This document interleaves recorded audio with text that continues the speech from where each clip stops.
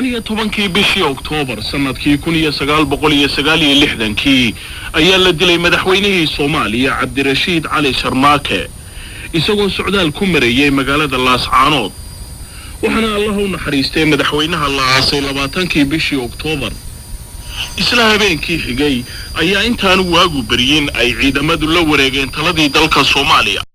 1974 oo ah sanadkii afraad ee taliska militariga uu xukunka qabsaday waxaan la weydiiyay Maxamed Siyaad Barre waxyaaladii wadanka uu qabtay wuxuuna ku jawaabay sida tan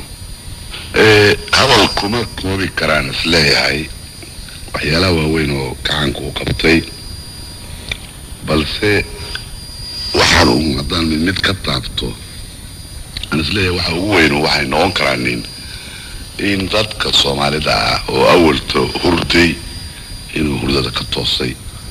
dadka Soomaalida oo awalto ogeyn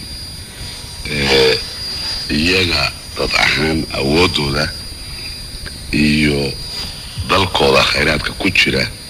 iyo iyaga naftoodu waxa ay isu yihiin inay maanta garteen haddaan midwadu ka soo tilmaamana matalan waxaan نورو وقرن كراهية سوماليدو إن أي حاجة صحافة أما حاجة تعليمتا أقونتا إن يكوحرناين أجنبي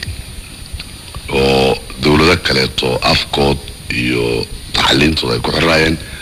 لكن مركي الصومالي اللي هي الجنيه بيجمديسة إن أي النقدين تضعهانتون Soomaali cusub ayaa dhalatay ayaa markaasi la sheegay dadkana waxay u hanweynayeen waxyeelada dalka iyo dadkooda ay qaban karaan